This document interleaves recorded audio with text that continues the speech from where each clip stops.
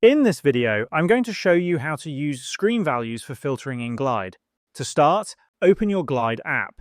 Before applying any filter, the first thing you should do is go into your Data tab and carefully examine your columns. This is important because your filters must be built based on the data stored in your columns. For example, in my table, I have columns for category and stock levels. This means that I can create filters that show items belonging to a specific category or filters that detect whether an item is available, low in stock, or out of stock.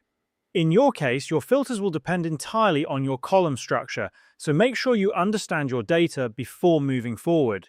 Once you have reviewed your data, go into your Layout section. Here, select the collection component you want to filter from the left-hand side of your screen.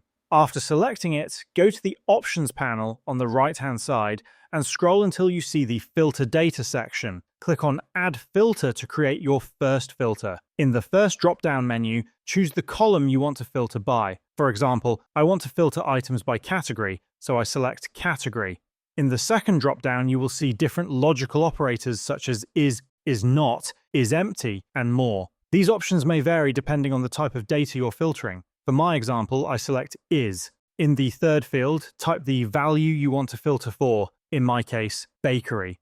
Once I do that, the screen immediately updates and shows only the items whose category is bakery. If you want to add multiple filters, you can do that as well. Click Add Filter again to create another filter. You will also see the option to choose between and or.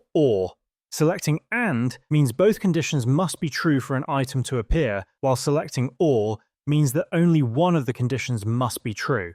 In my example, I will select and because I want both filters to be applied. For the first filter, I will change the category from bakery to fruit. For the second filter, I select the stock column, choose is less than, and type 50. This means that the screen will show all fruits whose stock count is less than 50, so I know which items need to be restocked.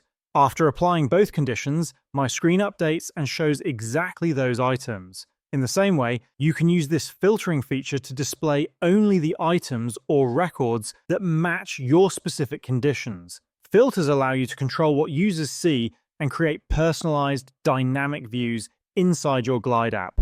And this is how you can use screen values for filtering in Glide.